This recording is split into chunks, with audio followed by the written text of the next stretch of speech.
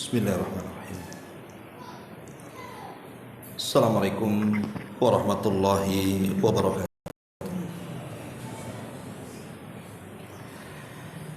Alhamdulillah wassalatu wassalamu ala Rasulillah wa ala alihi wa sahbihi wa mawalah wa la hawla wa la quwwata illa billahi wa ba'd. Kita lanjutkan kajian kita, masih membahas kitab Tauhid, dan kita masuk pada bab ke-12, minasyirki al-isti'adzatu bi ghairillah, termasuk kesyirikan berdasarkan Al-Quran dan Sunnah Nabi Sallallahu Alaihi Wasallam adalah meminta perlindungan kepada selain Allah Subhanahu Wa Taala. Kemudian pengarang mendasari babnya dengan dua dalil. Pertama dari Al-Quran Suratul Jin, dan yang kedua dari hadis Nabi Sallallahu Alaihi Wasallam yang dikeluarkan Imam Muslim. Wa qaulullahi ta'ala, adapun firman Allah Subhanahu wa ta'ala, wa annahu kana rijalun minal insi ya'udzuuna birijalin minal jinni fazaduhum rahaqa. Dan sesungguhnya ada sebagian manusia, mereka meminta perlindungan kepada sebagian dari bangsa jin, maka mereka pun bertambah perasaan takutnya. Adapun dari hadis Nabi sallallahu alaihi wasallam, an Haulata binti Hakim qalat, dari Haulah binti Hakim dia berkata, sami'tu Rasulullah sallallahu alaihi wasallam yaqul, Nabi sallallahu alaihi wasallam bersabda, man nazala manzilan, barang siapa yang singgah di satu tempat,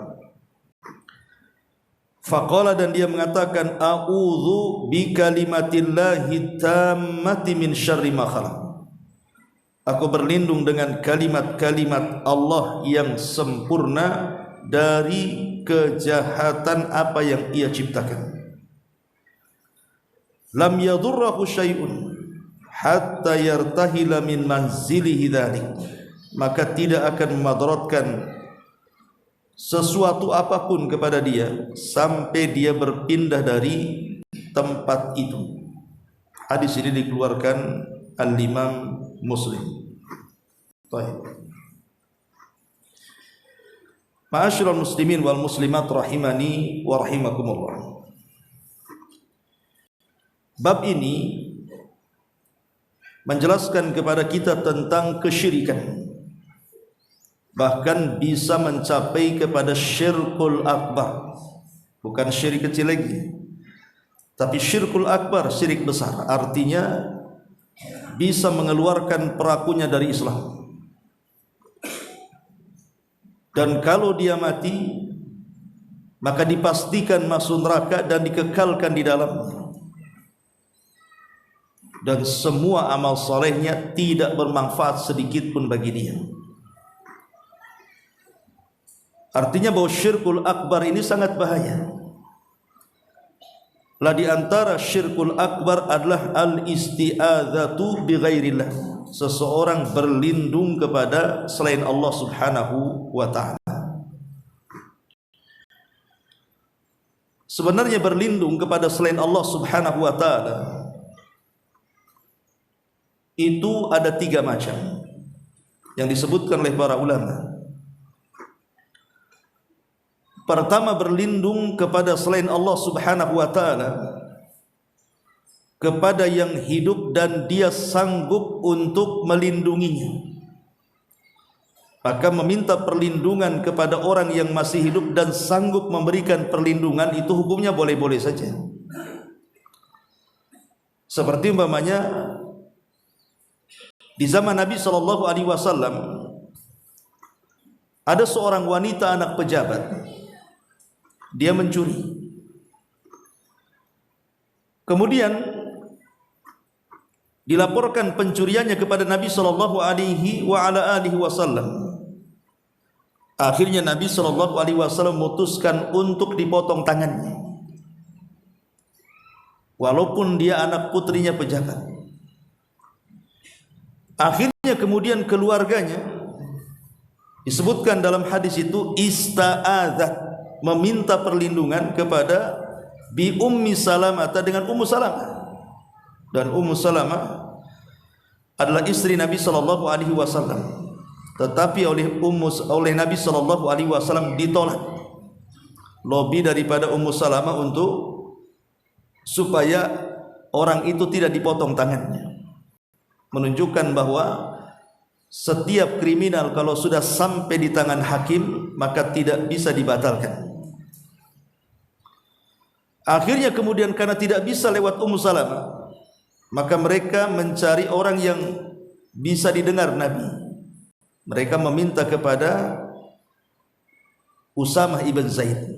Usamah ibn Zaid putra daripada Zaid ibn Harithah, anak angkat Nabi. Tetapi tetap saja ditolak juga oleh Nabi sallallahu alaihi wasallam. Kemudian Rasul mengatakan, hancurnya umat dulu itu karena apabila para pejabat yang mencuri, maka hukum hanya tajam ke bawah tapi tumpul ke atas.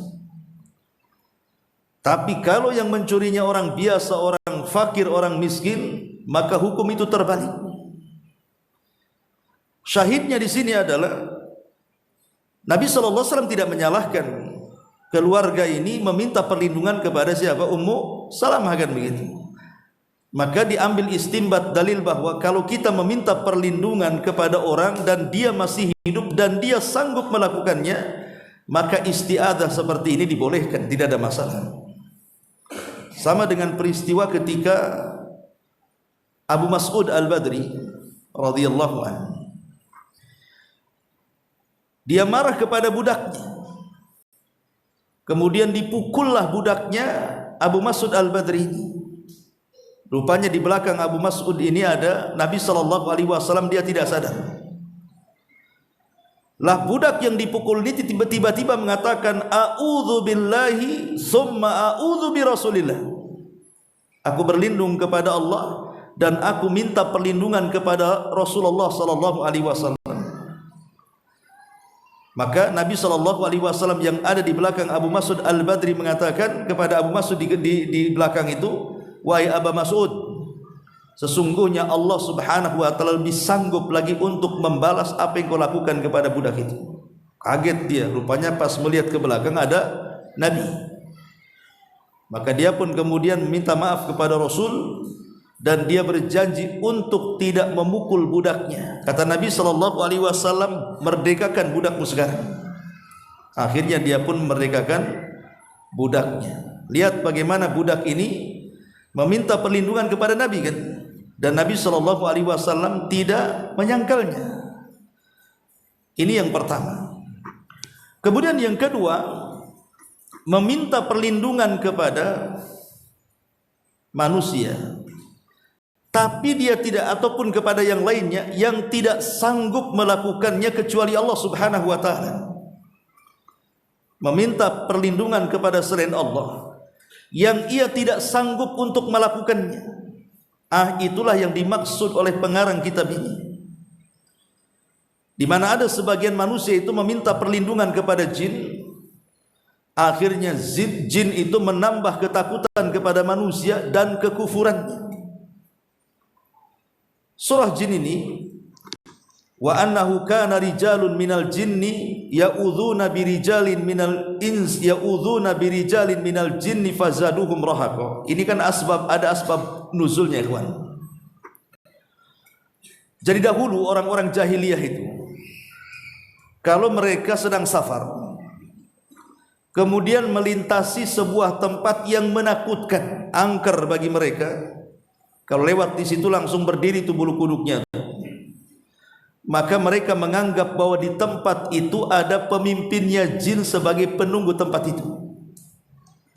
Maka mereka akan meminta pertolongan kepada penghuni tempat itu agar jangan sampai menimpakan keburukan kepada mereka. sehingga mereka memanggil-manggil dan mengatakan, wahai pemimpin jin penunggu tempat ini, jangan ganggu aku hanya melintas saja. Tetapi rupanya budaya seperti ini sejak zaman jahiliyah ada juga di zaman sekarang kan, yang seperti itu kan. Kalau lewat di tempat sesuatu yang menakutkan, teriak-teriak pula di situ. Permisi, saya mau lewat katanya. Coba kalau dijawab iya gitu kan, nggak masalah. Lah sebenarnya ikhwatu fillah muliakan Allah azza wajal, kata para ulama, jin itu sebenarnya takut kepada kita. Jadi bangsa jin itu takut kepada manusia hakikatnya. Tapi ketika banyaknya manusia yang kemudian datang kepada jin minta pertolongan, akhirnya mereka berani. Bahkan terkadang ada sebagian jin itu yang mencuri sesuatu untuk kemudian memberikan kepada orang yang meminta perlindungan kepadanya, supaya dia dianggap lebih kuat dibandingkan yang lainnya. Pamannya orang meminta sesuatu kepada jin, minta harta, minta ini, minta itu, hakikatnya dia mencuri dari orang lain, supaya terkesan bahwa dia punya kekuatan dan dia lebih kuat dibandingkan Allah subhanahu wa ta'ala. Dan itu banyak kan begitu cerita-cerita di masyarakat, orang-orang yang kemudian datang kepada tempat-tempat tertentu, kemudian pesugihan, ingin kaya dan begitu seterusnya. Lah itu kan terjadi itu. Lah sehingga ketika manusia banyak sekali yang datang kepada mereka meminta perlindungan, bahkan meminta pertolongan, bahkan meminta kekayaan, dari situlah mereka mulai berani akhirnya menanamkan perasaan takut kepada manusia. Lama-lama manusia takut kepada mereka. Makanya Allah subhanahu wa ta'ala kemudian firmankan, wa annahu kana rijalun minal insi ya'udhuna birijalin minal jinni fazaduhum rahaqa. Ada sebagian manusia itu yang meminta perlindungan kepada sebagian jin, akhirnya jin-jin itu menambah kepada mereka rahaqa, perasaan takut yang mendalam. Bahkan ada yang mentafsirkan rahaqa itu kekufuran. Ada juga yang kemudian memberikan kisah tentang asbab nuzul daripada ayat ini adalah, jadi ada sebagian manusia itu yang mereka meminta perlindungan kepada jin, padahal mereka tidak pernah melihat jin. Manusia kan tidak bisa melihat jin, jin yang melihat kita. Karena Allah yang mengatakan innahu yarakum huwa wa qabiluhu min haitsu la tarawnahum. Sesungguhnya dia dan para pengikutnya bangsa jin mampu melihat kalian di mana kalian tidak bisa melihat mereka. Tetapi di dunia ya kita tidak bisa melihat jin. Tapi Allah itu maha adil. Nanti di akhirat jin tidak akan mampu melihat kita karena ada tabir yang menghalangi. Tetapi sebaliknya kita yang akan melihat mereka. Jadi di sini keadilannya di sini. Di dunia mereka melihat kita, kita tidak bisa melihat mereka. Di akhirat Allah balik. Kita yang mampu melihat mereka, mereka pula tak bisa melihat kita. Jadi ada sebagian manusia itu, padahal mereka tidak pernah melihat jin, tapi mereka kemudian bermuamalah dengan jin dalam kekufuran dan kesyirikan, dengan cara menyembah jin-jin itu. Lah ketika jin-jin yang disembah manusia itu tiba-tiba mereka tobat dan beriman, keimanan dan tobat bangsa jin yang disembah manusia itu tidak tahu. Ketika mereka sudah sadar, manusianya pula makin kufur. Makanya kemudian turun ayat wa annahu kana rijalun minal insi ya'udhuna birijalin minal jinni fazaduhum rahaqa. Ayat ini dijadikan dalil oleh pengarang tentang di antara bentuk kesyirikan adalah al-isti'adzah bi ghairillah, berlindung kepada selain Allah. Kata Imam Ibnu Utsaimin rahimahullahu ta'ala dalam kitabnya Qaulil Mufid, beliau mengatakan bahwa surah jin ini menunjukkan tentang haramnya seseorang meminta pertolongan kepada bangsa jin. Haram hukumnya. Tidak boleh orang itu meminta pertolongan kepada bangsa jin, apalagi meminta perlindungan kepada bangsa jin, karena akan terjerumus kepada kesyirikan. Apa alasannya? Kenapa kita tidak boleh? meminta perlindungan kepada mereka bangsa jin. Ikhwatul fiddin muliakan Allah Subhanahu wa taala. Pertama, sebutkan para ulama bahwa isti'anah, meminta pertolongan manusia kepada bangsa jin, walaupun dalam perkara mubah umpamanya, bukan dalam perkara haram, tidak, dalam perkara mubah, umpamanya minta kepada jin, tolong ya jin carikan barang saya yang hilang, itu kan perkara mubah saja, bukan haram. Lain kalau tolong jin bunuh si anu, nah itu kan namanya perkara haram kan. Anggaplah perkara mubah kita minta pertolongan kepada bangsa jin itu, maka ulama mengatakan tetap tidak boleh, karena itu masuk pada firman Allah Subhanahu wa taala surah Al-An'am ayat 128, di mana Allah mengatakan wa yauma nahsyuruhum jami'an, dan pada hari kami mengumpulkan mereka semuanya kelak pada hari kiamat. Kemudian Allah memanggil bangsa jin dan mengatakan ya ma'syaral jinni qad istaktsartum minal insi, wahai kalian bangsa jin, kalian sudah banyak menyesatkan manusia dengan penyesatan yang banyak. Wa qala awliya'uhum minal insi, maka berkatalah wali-wali mereka, wali-wali bangsa jin dari kalangan manusia, Rabbana istamta'a ba'duna bi ba'din, ya Rabb kami sudah saling memanfaatkan antara kami, sebagian kami dengan sebagian yang lainnya, baik dari manusia kepada jin atau sebaliknya. Kalimat ini menunjukkan bahwa ketika kita meminta perlindungan kepada mereka, artinya kita memanfaatkan mereka. Memanfaatkan saja tidak boleh. Di dalam surah Al-An'am ayat 128 itu. Ini yang pertama. Belum lagi masuk surah jin ayat 6 yang kita baca ini. Kemudian yang kedua, Nabi SAW tidak pernah dalam sejarah dinukilkan meminta pertolongan kepada bangsa jin, padahal Nabi berhajat kepada mereka kan. Contoh dalam perang Uhud, Nabi kalah. Coba kalau seandainya Nabi SAW minta pertolongan kepada bangsa jin, pasti tidak mungkin kalah kan begitu. Apalagi jin tidak kelihatan, dia kalau nabok kita ya kita tidak tahu di mana dia kan. Ya, pasti menang kan. Tapi Nabi SAW tidak meminta pertolongan kepada mereka, walaupun dalam kondisi terjepit. Ini yang kedua. Kemudian yang ketiga, begitu juga para sahabat, bukan Nabi saja, para sahabat, para tabi'in, mereka tidak ternukilkan kepada kita minta pertolongan kepada jin. Kemudian yang ketiga, bahwa manusia satu-satunya yang bisa menundukkan jin itu hanyalah Nabiullah Sulaiman, dan itu kekhususan dia.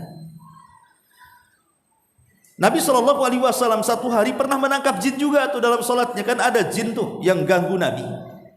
Akhirnya oleh Nabi ditangkap, kemudian dicekik sampai keluar liurnya. Akhirnya liurnya mengenai tangan Rasul dan terasa oleh Nabi SAW liur jin itu sangat dingin sekali. Kemudian oleh Nabi SAW hendak diikat di salah satu tiang dari tiang-tiang Masjid Nabawi, tetapi oleh Nabi SAW tidak jadi diikat. Kenapa? Karena dia teringat dengan doanya Sulaiman. Apa doanya Sulaiman? Rabbi habli mulkan la yambagi li ahadin minal alamin, la yambagi li ahadin min ba'di. Ya Rabb, anugerahkan kepadaku kekuasaan yang kekuasaan itu jangan kau wariskan kepada siapapun setelahku, kata Sulaiman. Artinya bahwa Nabi SAW ketika teringat doa ini dilepas lagi tuh. Berarti ini kekhususan Sulaiman memerintah-merintah jin itu. Maka kita tidak layak untuk berhubungan dengan bangsa jin. Kemudian juga yang nomor 4 tentu karena kebodohan kondisi mereka, bahwa mereka itu sebenarnya para pendusta, bahwa mereka adalah orang-orang, bahwa jin itu makhluk yang senantiasa berdusta dan terus akan berdusta, dan tidak mungkin juga mereka dimintai pertolongan secara free. Nggak mungkin, pasti akan ada imbalannya. Lah imbalannya itu biasanya adalah dalam bentuk kekufuran dan kesyirikan. Dan yang terakhir, kalau seandainya meminta pertolongan kepada jin itu boleh, tentu Nabi SAW sudah menjelaskannya. Maka dari sini kita tahu tidak boleh meminta perlindungan ataupun pertolongan kepada dunia jin, karena yang kita kenal yang banyak meminta pertolongan atau berkomunikasi dengan mereka itu adalah para dukun, paranormal, tukang-tukang ramal, para bomo. Mereka lah yang suka berhubungan dengan dunia-dunia gaib ini. Taib, ma'asyiral muslimin wal muslimat rahimani wa rahimakumullah. Ini yang kedua ya.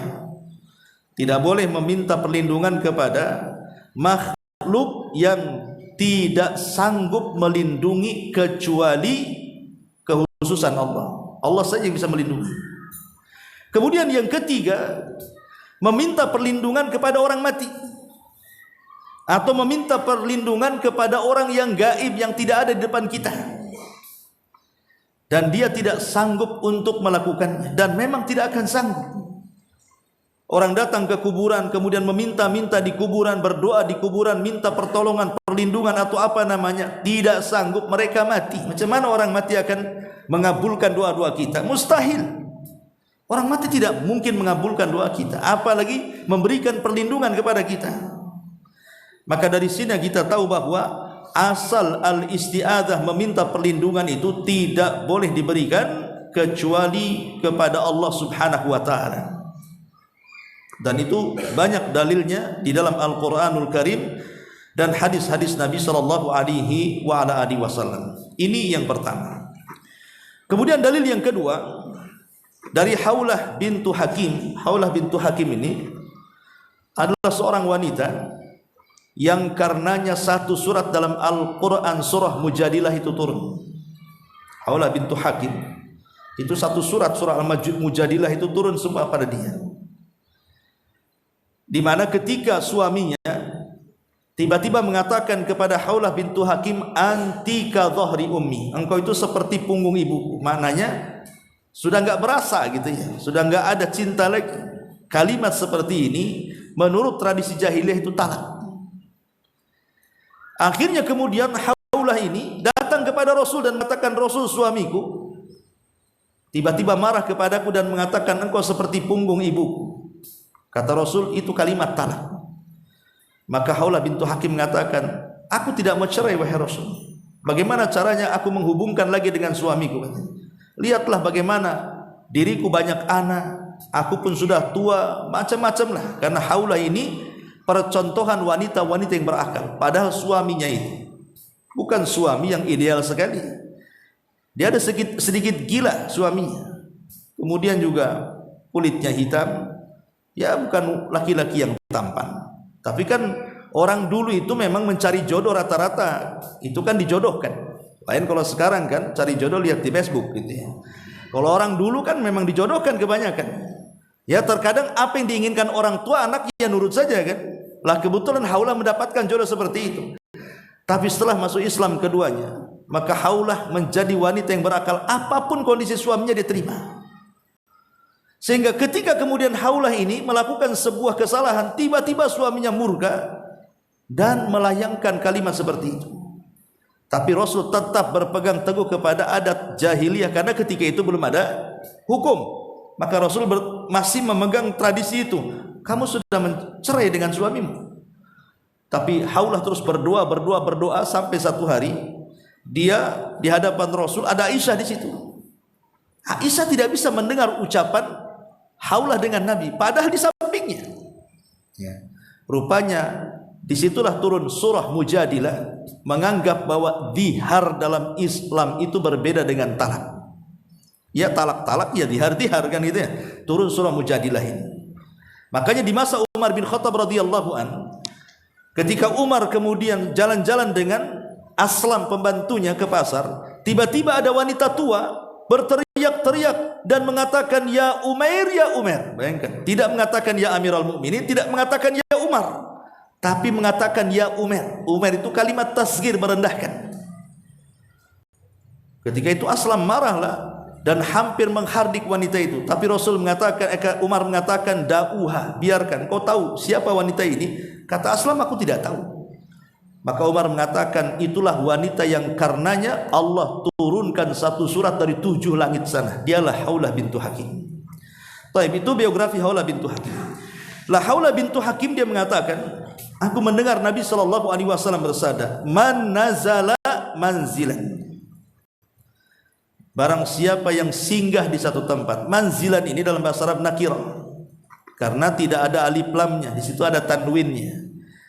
Dan dalam ilmu usul, an-nakiratu fi siyaqi syarti tufidul umum, bahwa sebuah lafaz nakirah dalam bentuk kalimat syarat itu menunjukkan umumnya lafaz itu.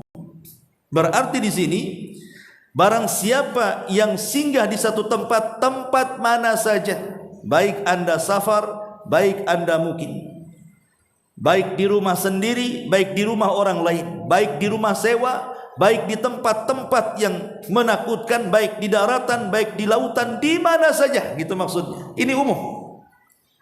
Kemudian faqala, dia mengatakan, a'udzu bi kalimatillahi tammati min syarri ma khalaq.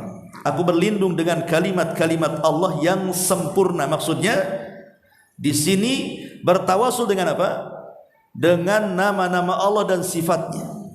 Sebagian ulama mengatakan maksudnya kalimat-kalimat Allah yang sempurna artinya Al-Quran. Jadi aku berlindung dengan Al-Quran. Dan Al-Quran itu kalamullah, bukan makhluk.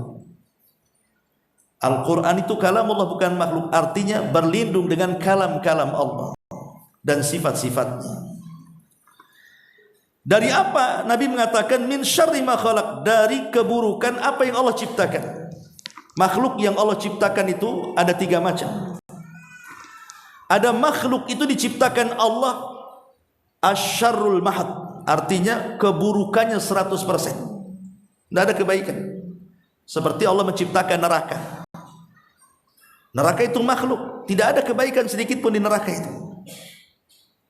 Yang kedua, al khairu al mahad, kebaikan 100%, seperti sorga. Di sorga itu tidak ada keburukan sama sekali. Dia 100% kebaikan isinya, bahkan lebih dari persennya. Kemudian yang ketiga, gado-gado, ada baiknya ada buruknya. Itulah manusia, jin, hewan, kadang baik, kadang jahat. Kayak kita ini manusia, kadang-kadang baik, kadang-kadang jahat. Jin kadang-kadang baik, kadang-kadang jahat. Hewan kadang-kadang baik, kadang-kadang jahat. Lah kita berlindung dari kejahatannya yang diciptakan oleh Allah Subhanahu wa taala, min syarri ma khalaq. Kemudian kata Rasul, lam yadhurruhu syai'un hatta yartahila min manzili dzalik. Maka kalau kita membaca doa ini, maka tidak akan memadaratkan apapun, syai'un nakirah, apapun bagi dia. Bahkan ada sebagian para ulama yang memberikan catatan sampai kepada binatang-binatang yang membahayakan. Pamannya di rumah ini nampak ada ular, nampak ada kalajengking, nampak pokoknya membahayakan kita. Kemudian kita baca doa ini, a'udzu bikalimatillahi tammati min syarri ma khalaq, maka kita bisa dihindarkan dari binatang-binatang itu. Dan lebih tinggi daripada binatang-binatang itu adalah makhluk-makhluk yang memang sangat jahat sekali, syaitan dan juga bangsa jin dan yang lainnya. Hatta yartahila min manzilihi dzalik, sampai dia pergi dari tempat itu. Ma'asyiral muslimin yang dimuliakan Allah Azza wa Jalla, ini bagian daripada tempat-tempat yang kita disunahkan untuk berlindung. Artinya sebenarnya banyak tempat-tempat, waktu-waktu yang kita disunahkan untuk berlindung itu. Kita sebutkan. Yang pertama, ketika membaca Quran, kita disunahkan untuk berlindung. Fa idza qara'tal Qur'ana fasta'idz billahi minasyaitonir rajim. Apabila engkau membaca Quran, berlindunglah kepada Allah dari setan yang terkutuk. Kemudian yang kedua, inda husuli naz'in minasyaiton, ketika muncul was-was dalam hati. Kan ada orang yang suka was-was, kalau wudu was-was itu 1 bak mandi habis tuh. Karena enggak selesai wudunya. Sama dengan orang sholat takbir terus enggak selesai sampai imam ruku baru mantap. Karena ada orang yang was-was itu. Lah kalau lagi was-was ini, was-was dari setan, maka berlindunglah kepada Allah Subhanahu wa taala. Kemudian yang ketiga, ketika yulabbis asyaitan alal insan fi salati, ketika setan mengganggu kita dalam salat kita. Terkadang kita sedang salat atau menghayal, merenung, badannya di tempat sujud, tetapi otaknya mungkin keliling satu Indonesia itu. Mikir apa dia? Ya. Atau kadang-kadang dicuri kehusuannya, akhirnya dia pun tengok-tengok tanpa sadar. Lihat sana, lihat sini gitu ya. Ketika kemudian setan mulai mengganggu nih, maka cepatlah ta'awudz di situ, berlindung kepada Allah Subhanahu wa taala dari setan yang terkutuk. Ya. Termasuk juga indal ghadab, yang keempat ketika murka, ketika marah, ketika emosi. Karena salah satu penyebab emosi adalah dorongan syaitan. Makanya kemudian kita berlindung ketika marah itu kepada Allah Subhanahu wa taala. Kata Nabi sallallahu alaihi wasallam bahwa marah itu dari setan, dan setan itu tercipta dari api, dan api hanya bisa padam dengan air, maka berwudulah saat marah, kata Rasul. Dari sini menunjukkan bahwa ketika marah dianjurkan untuk ta'awudz. Kemudian juga ketika melihat hal-hal yang manusia tidak suka. Manusia tidak suka melihatnya. Entah ketika jalan, naik mobil, naik motor, jalan kaki, tiba-tiba ada ular yang melintas, ada binatang-binatang yang membahayakan yang melintas, segera a'udzubillahi minasyaitonirrajim. Atau umpamanya ketika ada angin kencang, wah ini bahaya nih angin ini, misalnya rumah saya diangkat pula nanti, langsung berlindung kepada Allah Azza wa Jalla. Atau tiba-tiba ada gempa, pokoknya hal-hal yang kita tidak suka, boleh jadi menakutkan. Habis baterainya nih. Ya.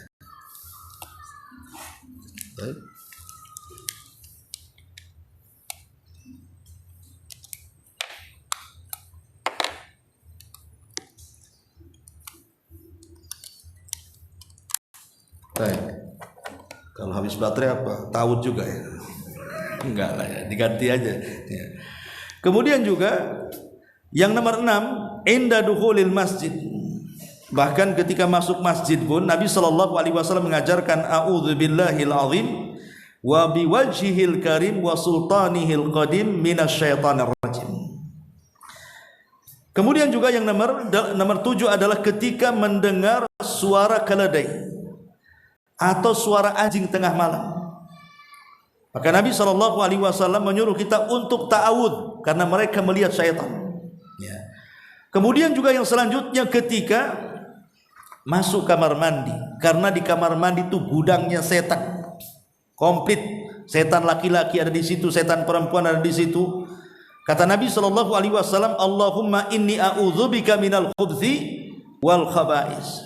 Kemudian juga ketika manusia mengalami rasa sakit di badannya, tiba-tiba kok sakit di kaki, di badan, di perut, di mana ya, langsung juga ta'awudz kepada Allah Azza wa Jalla, a'udzubillahi wa qudratihi min syarri ma ajidu wa uhadhir.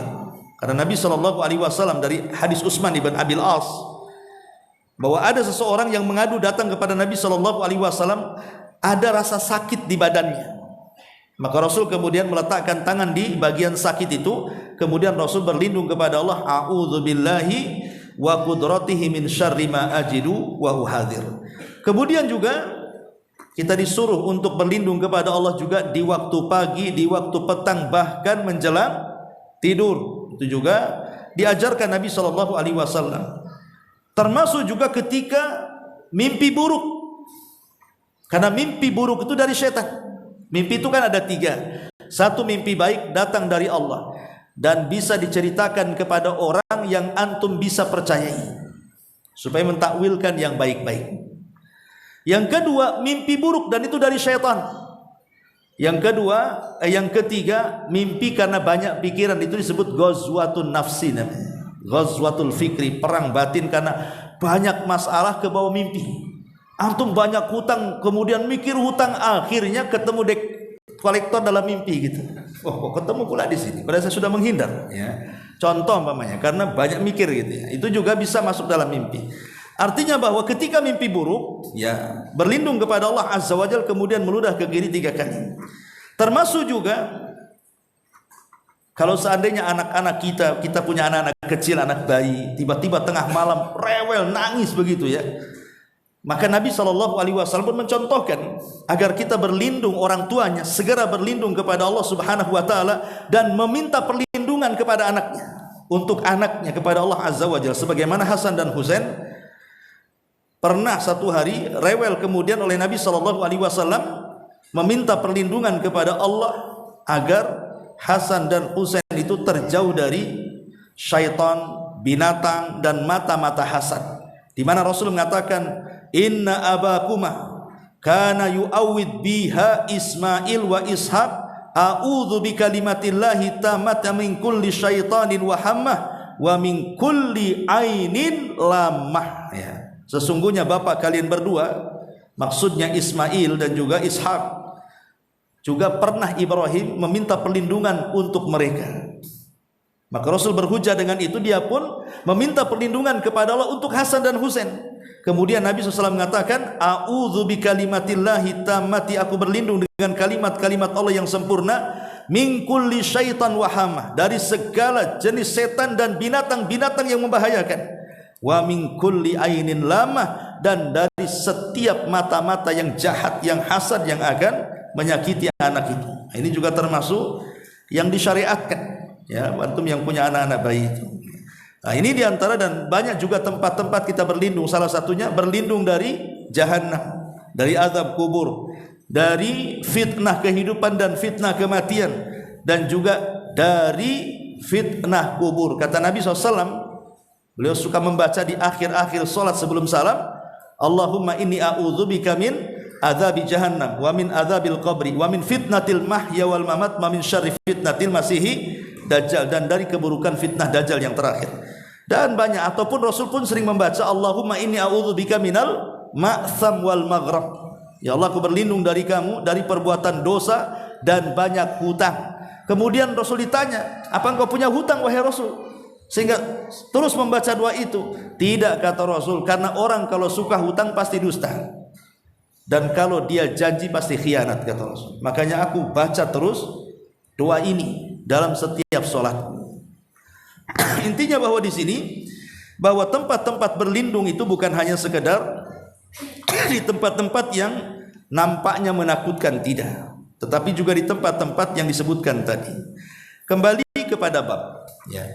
Kita tahu bahwa al-isti'adzah itu memiliki 5 rukun. Jadi al-isti'adzah, meminta perlindungan kepada Allah, itu memiliki 5 rukun, ya.